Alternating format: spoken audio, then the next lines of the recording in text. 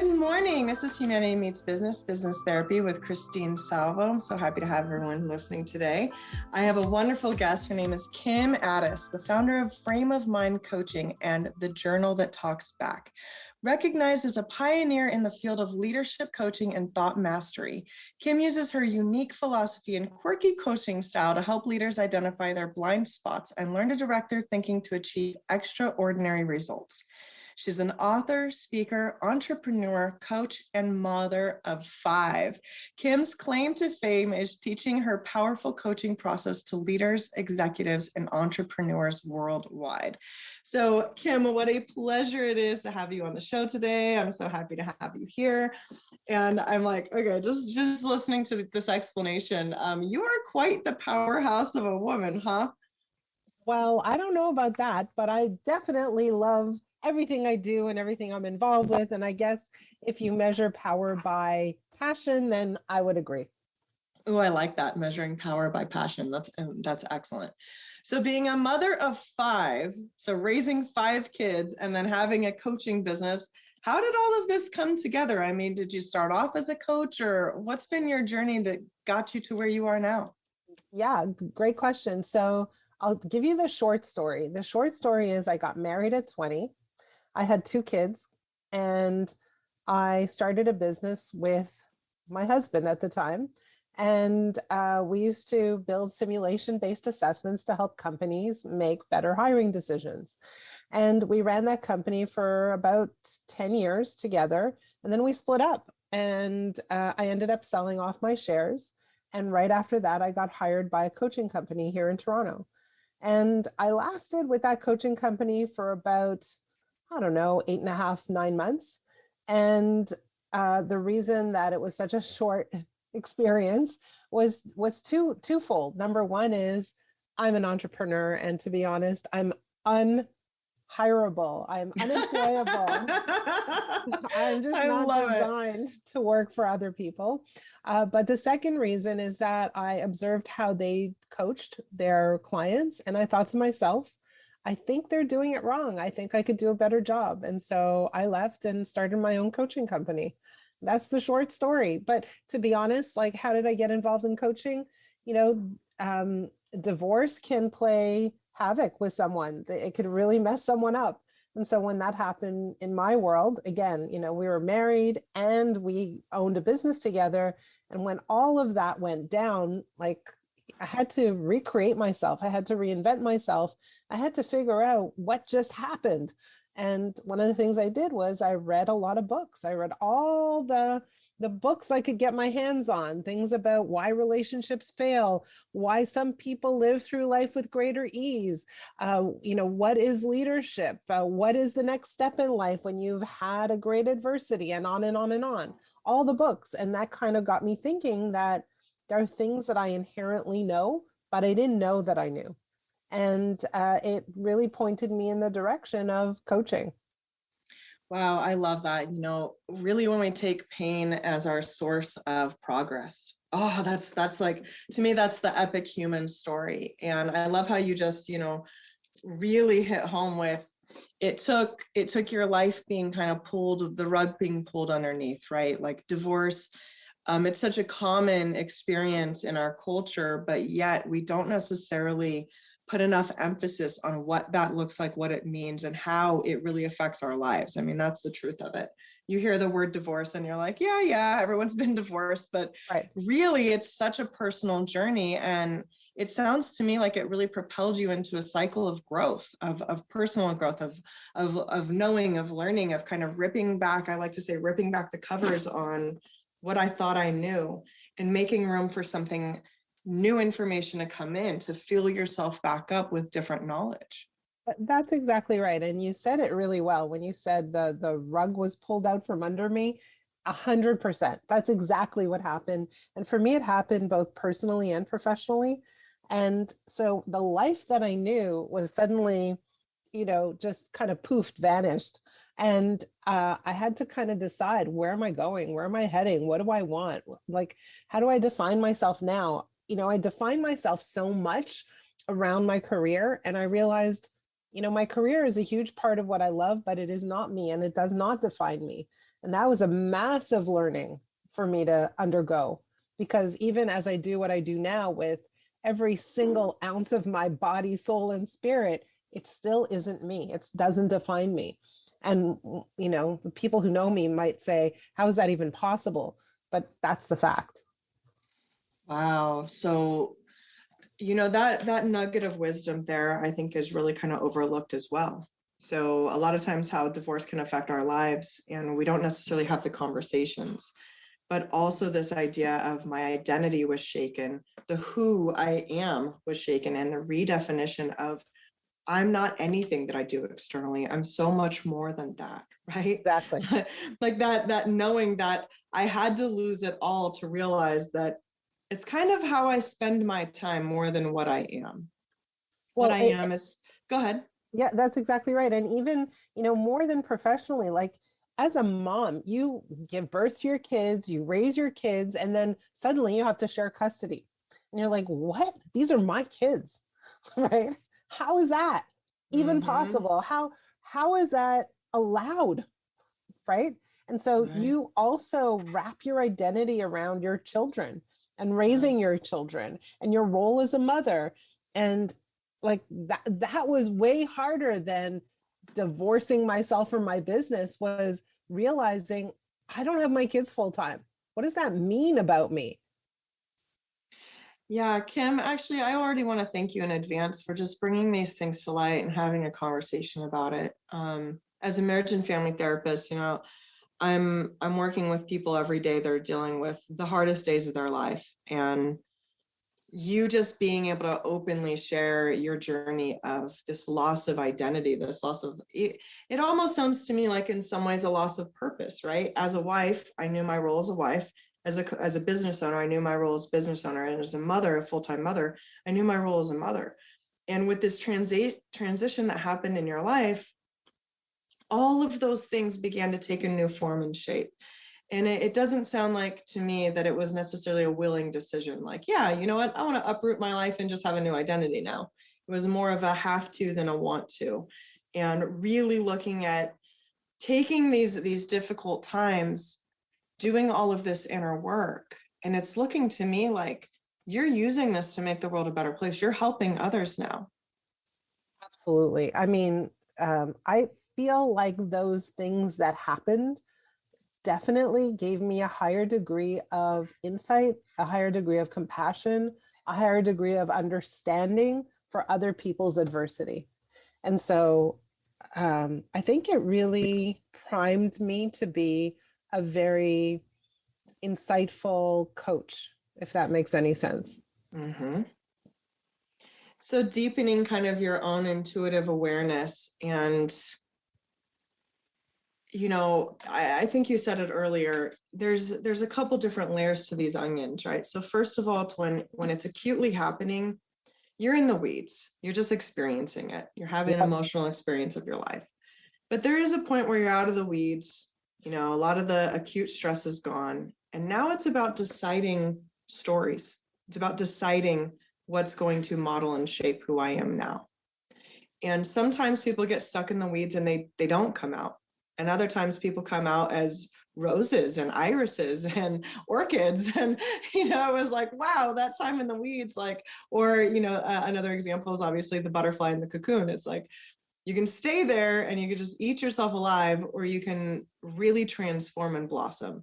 And it really sounds to me like you took all of this adversity and you used it. Can you maybe like share a little bit of that journey, since you've already kind of let us in on, hey, this was a pain point that caused, that really was at cause for all of this growth. How did you go from here to there? Well, so one of the things that I realized when I was working for that other company is, their model for coaching kind of made me question things, you could say. And essentially, their model for coaching was that they worked with business professionals and they wanted to help them reach their goals. And so they would create a business plan and they would break that plan down into manageable components and hold their clients accountable for all the pieces in the plan. And that sounds completely reasonable, doesn't it? Except that in my mind, I thought, people know how to make plans. If I put, I don't know, 50 business owners in a room and I said, make a plan, they could probably do that. And it's not about making the plan. It's about how come they don't execute what's on the plan. What's going wrong? What's stopping them? What's getting in the way? That's such a good point. Right. And if I could understand what actually is getting in their way, if I could understand the conversations they're having inside their head, if I could understand their beliefs, their values, their perspectives, if I could see how their past experiences have influenced how they feel about themselves, about the world around them, about their sense of competency, their confidence, all of that, then I could really help someone move forward. And so from the very beginning, I decided, I'm not going to create plans and hold people accountable to those plans. That doesn't even sound like fun.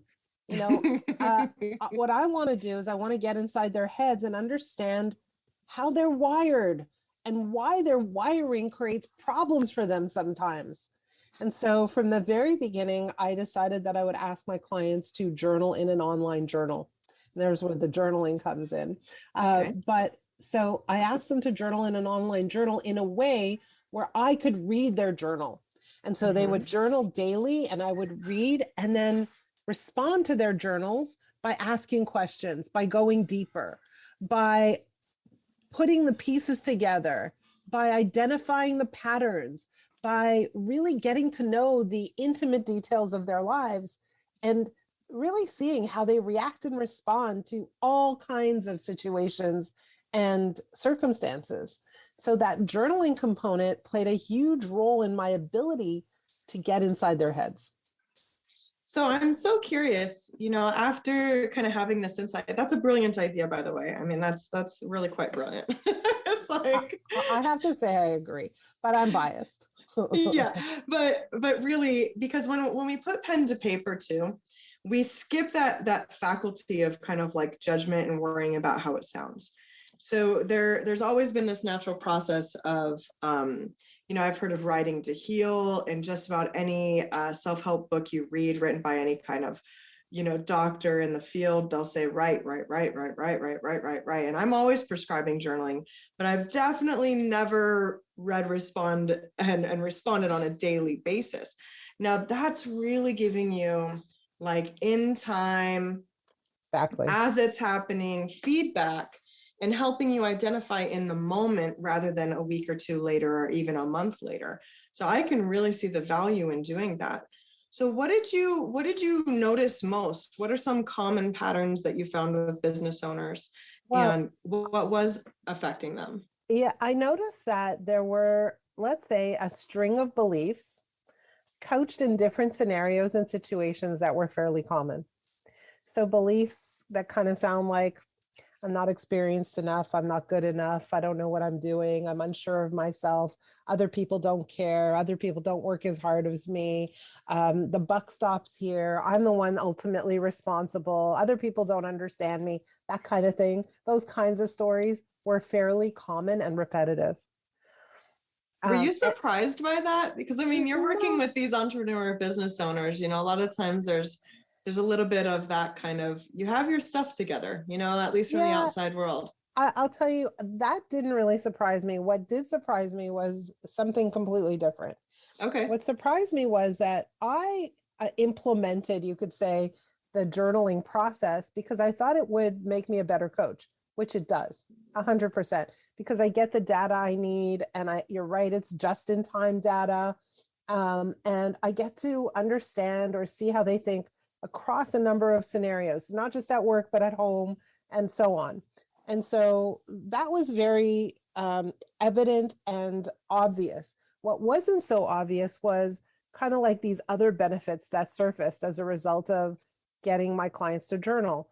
And that was that if a client journals by themselves every day, they're going to see massive benefits. But when they journal with a coach, the benefit accelerates dramatically. But there's another component, and the component is this.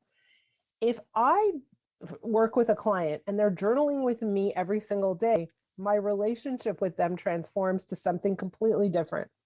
And it's so intimate, it's so intense, it's so sacred. It's that relationship that creates transformation. And I didn't expect that. Like I just didn't. I didn't understand the value of two things, of such frequent contact and the depth of contact that takes place as a result of accessing someone's journal. Right. And when you had them journal, were they journaling about business only, about No, life in general? Everything. Okay. Everything. Because from my perspective, the way you think about anything will impact the way you think about everything. Go a little bit deeper for our listeners. So like I'll give you a perfect example, okay? The beliefs you have about parenting will impact the way you lead. So they're connected.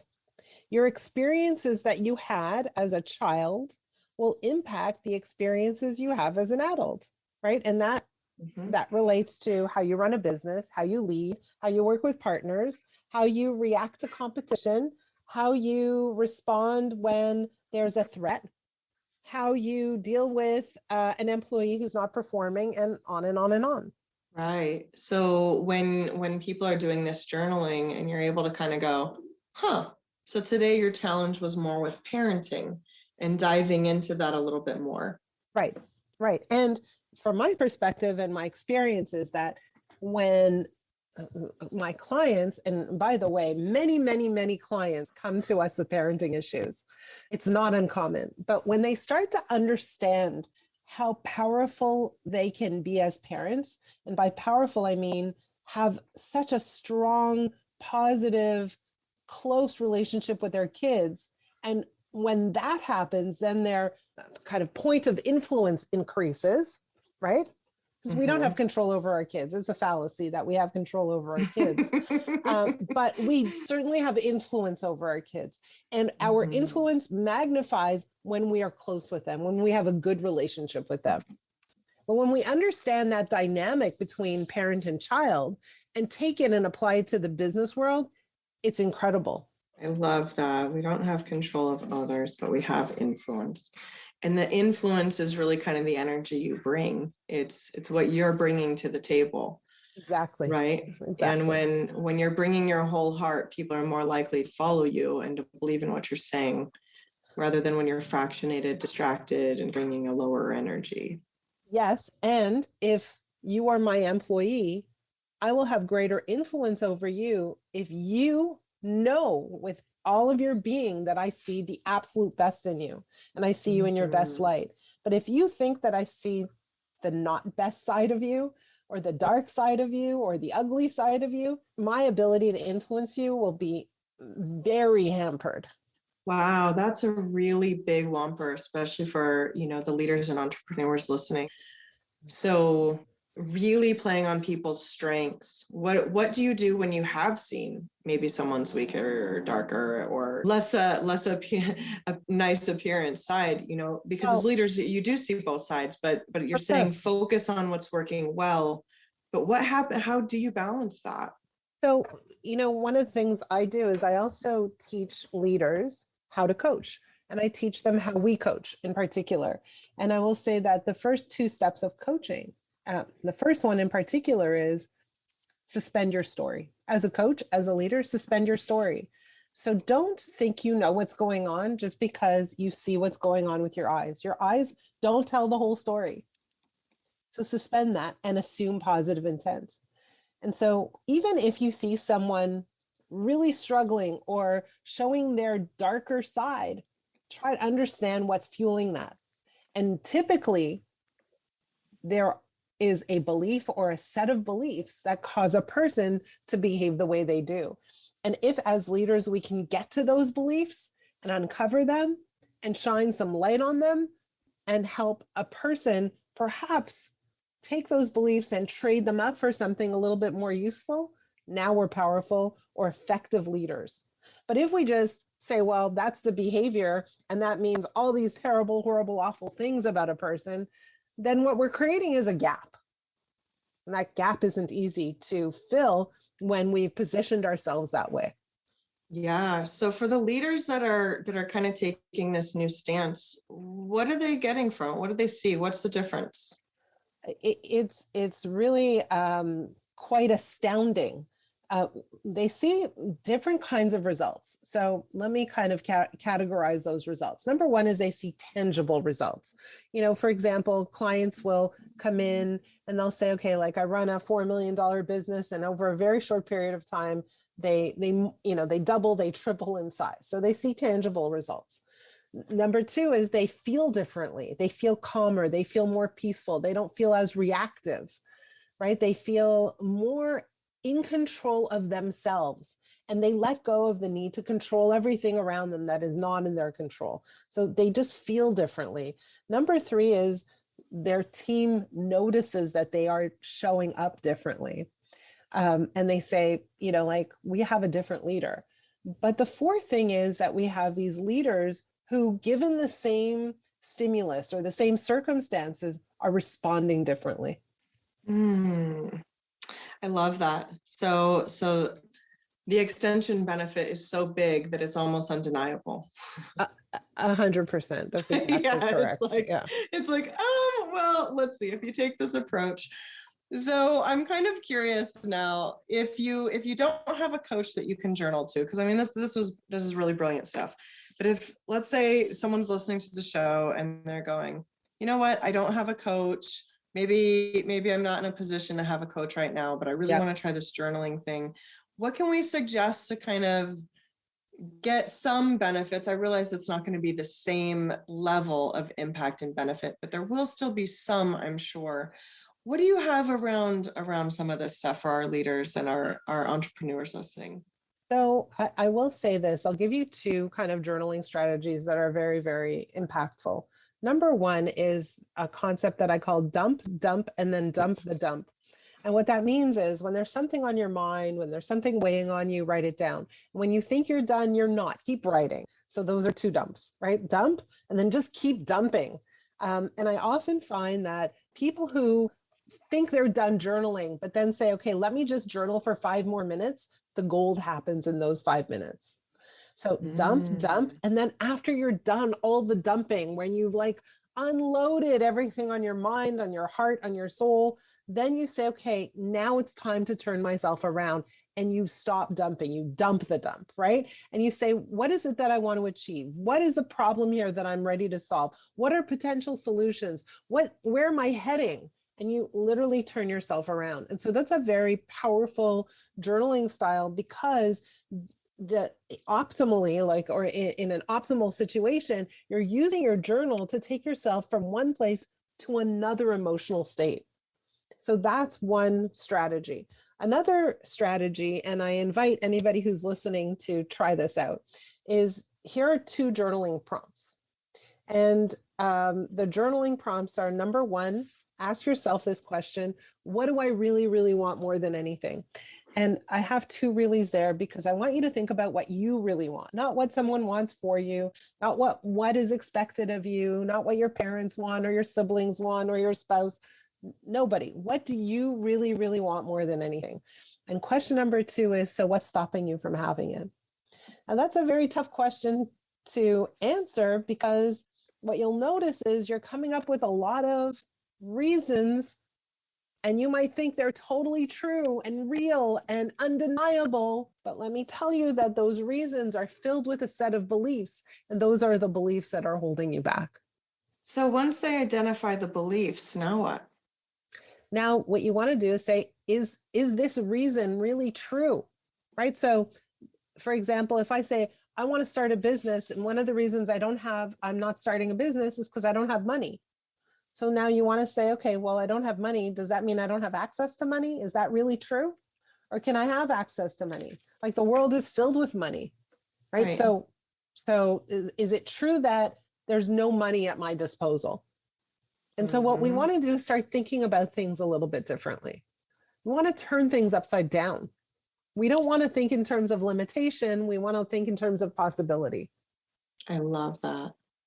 I really love that. Those are excellent ideas here, and interventions and prompts. And, I think that this can be a practice in so many different areas of our life. Yeah. But the dump, and dump the dump is, If you ever have dump, dump, dump, and dump the dump, I can tell you I've done that, and I've done that several times, and it feels so good. It's It just does. like, it's like a 20,000 pound weight is gone, and you're like, oh, okay. Well, now I have energy and mental attention to think about something else. Because Exactly. what happens when we're problem focused? All we do is spin and we lose sleep over it. We alter our day and our stress and gosh, when that's finally gone and you can really see like, well, maybe that wasn't such a big deal. And maybe there are possibilities and opportunities. And maybe I was only looking at it from this one perspective in this one direction for all this time, missing all these other perspectives, directions, and options that are right in front of me. That's So right. yeah, doing a lot of this clearing work, and I'm loving that you're saying, in essence, question your own reality, right? Just because Question your you've own thought it reality. 1,000 times doesn't actually mean there's any validity to it. And half the things we think are other people's thoughts. They've been given to us. They were passed down. How many Right. times have you heard, Kim, in a session, someone say, I used to love to dance. And then you go, well, why don't you dance anymore? Oh, well, someone said I was bad at it. Where's Right. that person now? Oh, yeah, I haven't talked to them in 20 years, but you don't Yeah. dance. Yeah. Right. And Yeah. it's like, oh my God, the power of that one person's influence on your life. Now imagine flipping that around, right? If someone can influence you negatively that quickly, let someone influence you positively that quickly too. Yeah. I love that. That's Be great. that person that shares that spreads that and goes, hey, we get to flip, we get to pick which side of the coin that we choose to live That on. exactly. And you said something very accurate is, and I always say this, there's no such thing as absolute truth. There's such a thing as perspective. That's it. Yeah, just perspective.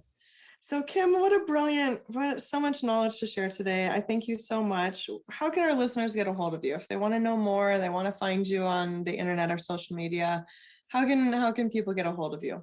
Best way to find me is go to frameofmindcoaching.com. You can find us there. Also, we just launched a new program that is, we call it the Journal That Talks Back, which is an affordable, accessible, and unlimited coaching program for young professionals. You can find us there, the Journal That Talks Back. It's super cool. It's the journaling part of the coaching process. Oh, how fun. I'm going to have to check that out. I am. So Please do. thank you so much for being on the show and sharing all these tips, tricks, and all your wisdom.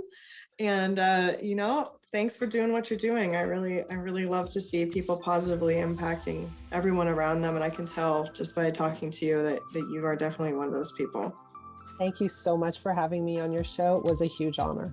Awesome. This has been Humanity Meets Business, Business Therapy with Christine Salvo, licensed marriage and family therapist, advanced certified mediator, and master practitioner of NLP and hypnosis.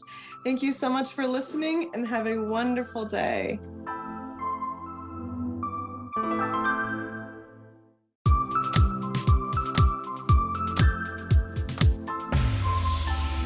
Good morning. This is Humanity Meets Business, Business Therapy with Christine.